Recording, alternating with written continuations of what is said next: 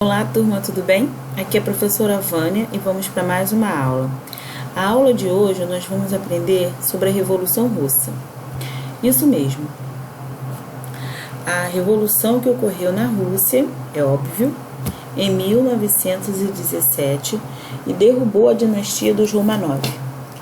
Uma nova ideologia de governo foi iniciada, na qual o modelo econômico e social diferenciava-se do sistema capitalista dominante na época. Essa mudança gerou transformações políticas e sociais, econômicas no país e também se estendeu a outras nações. Bem, nós já vimos o que aconteceu com o czar Nicolau II e toda essa família. Lembram, no vídeo anterior a esse, que nós falamos sobre a lenda urbana que se gerou em torno da morte de Anastácia Romanov? Então, agora nós vamos ver em que contexto se deu a causa da morte dela e o que levou ao regime bolchevique fuzilar toda a família Romanov. No início do século XX, o Império Russo era uma monarquia absolutista governada por Nicolau II, filho de Alexandre III. Nesse período, as condições de trabalho e sobrevivência do povo russo eram ainda piores, e a fome matava milhares de indivíduos a cada inverno. Então, eu costumo falar que a Rússia ela era um gigante com pés de barro. Por quê? Porque nós vimos que o território russo era imenso, tinha dimensões geográficas e política também gigantesca. Porém, no início do século XX, a Rússia ainda vivia um sistema praticamente feudal. A economia russa ela era centrada na agricultura. Era basicamente uma economia agrária. E o povo via no czar Nicolau II um pai, um Deus. Ele ainda mantinha aquela forma de poder absolutista e monárquico, onde o monarca era endeusado. Então isso gerava uma constante miséria no povo russo, e essa miséria muitas vezes não era questionada ao czar, porque ele era visto como o pai da Rússia. Em uma entrevista, uma certa vez, o czar Nicolau respondeu que ele era o dono da Rússia, que a profissão dele era ser dono da Rússia. Então nós podemos entender aí como era a situação do povo russo naquele momento, naquele período, naquela época, dentro dessa conjuntura de acontecimentos. Então nós vemos aqui uma sociedade russa marcada por contraste.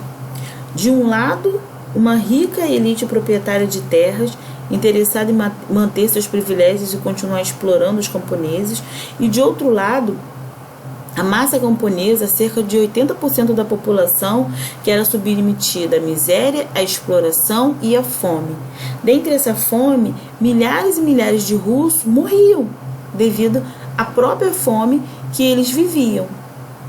Enquanto isso, a dinastia Romanov vivia no luxo, na fartura, e o czar era considerado o pai da Rússia.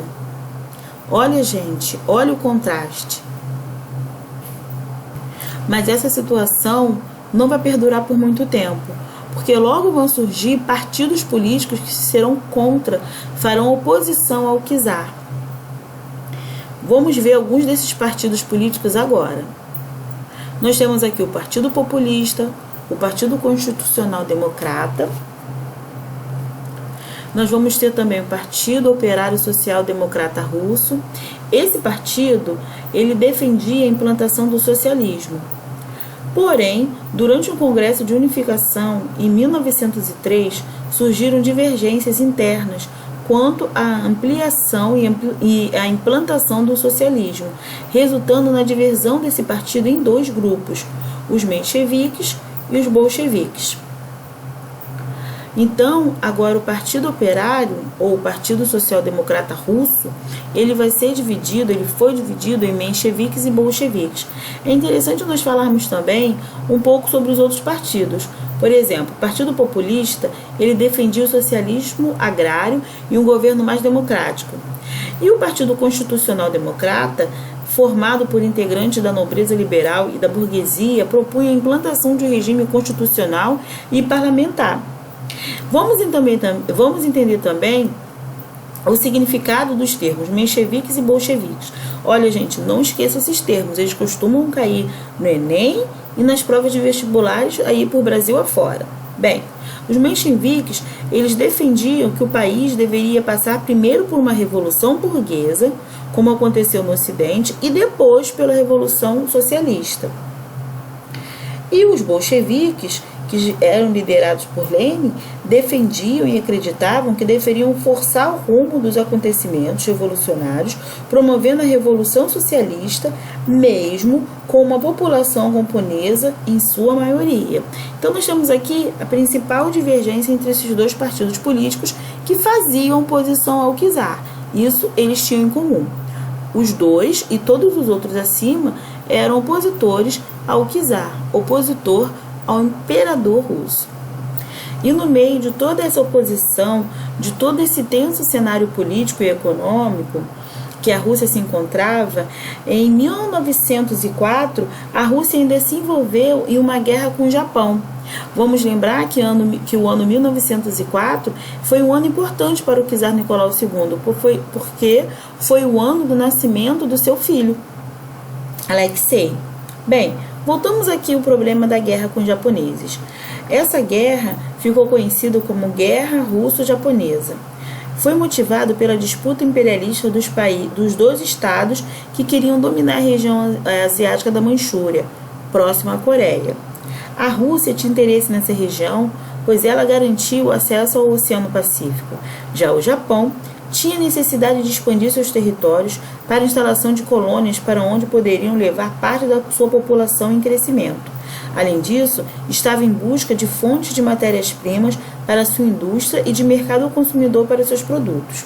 O conflito acabou com a vitória do Japão, em setembro de 1905, a primeira de um exército oriental sobre uma força militar europeia.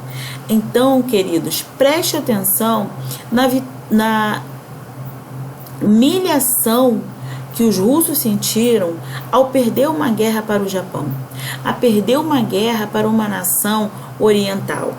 Temos que lembrar que nessa época o Japão não era essa superpotência tecnológica, informatizada que é hoje. Eles não viam os japoneses e nem os asiáticos como os japoneses são vistos hoje.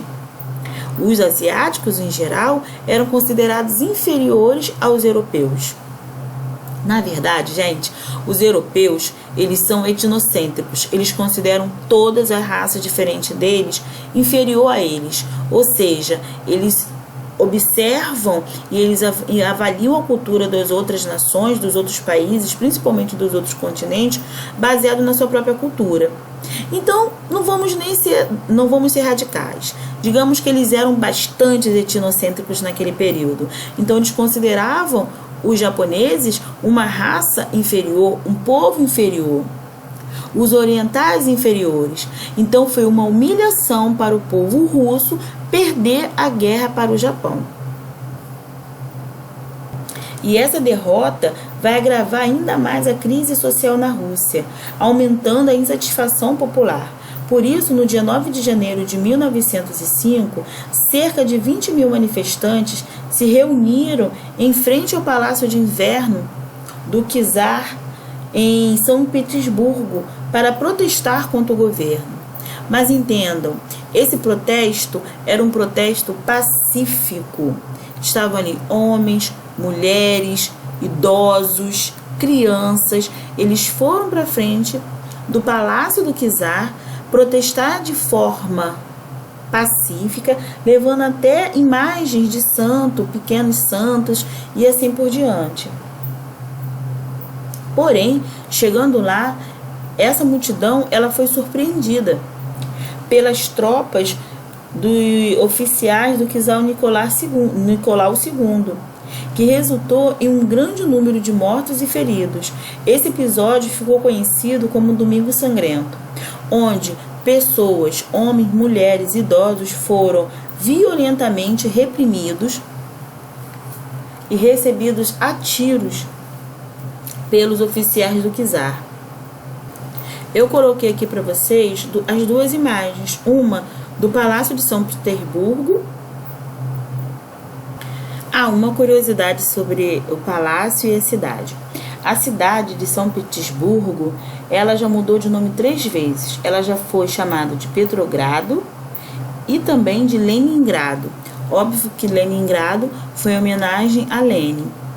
E é lá nessa cidade que fica o Palácio de Inverno de Nicolau II, onde aconteceu o fatídico incidente do Domingo Sangrento. E nós temos também a imagem aqui do Palácio de Inverno e temos uma pintura. A pintura, ela apresenta a separação de 2 mundos.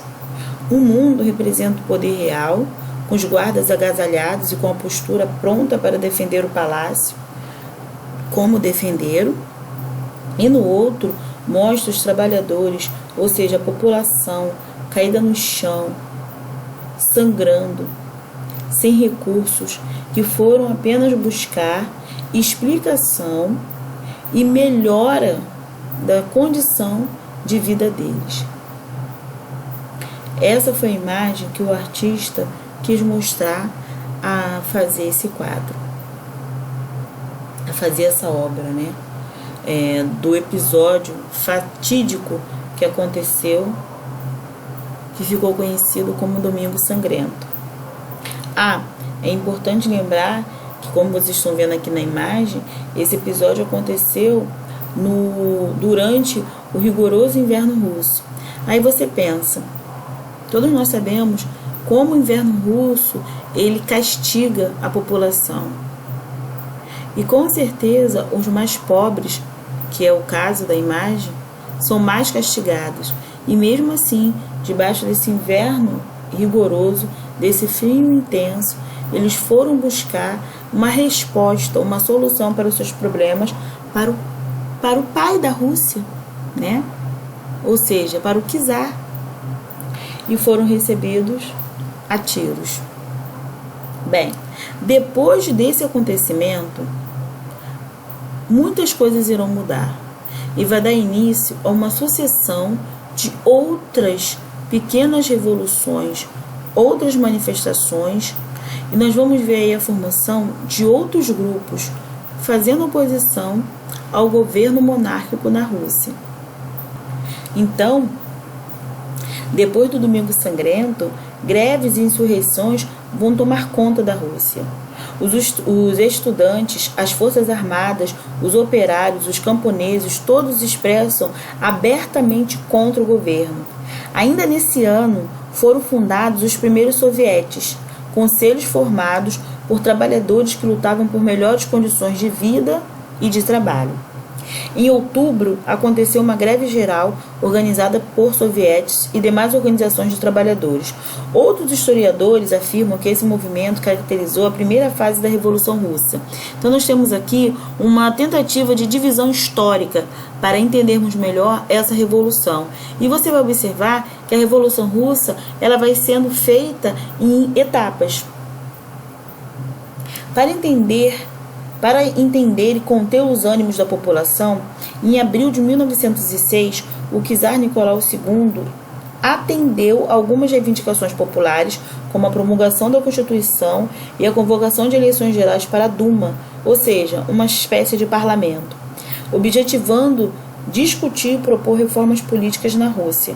Contudo, a Duma teve função limitada, sem grande poder de decisão sobre o governo, pois o seu papel era apenas o de ser consultada pelo czar quando assim este desejasse.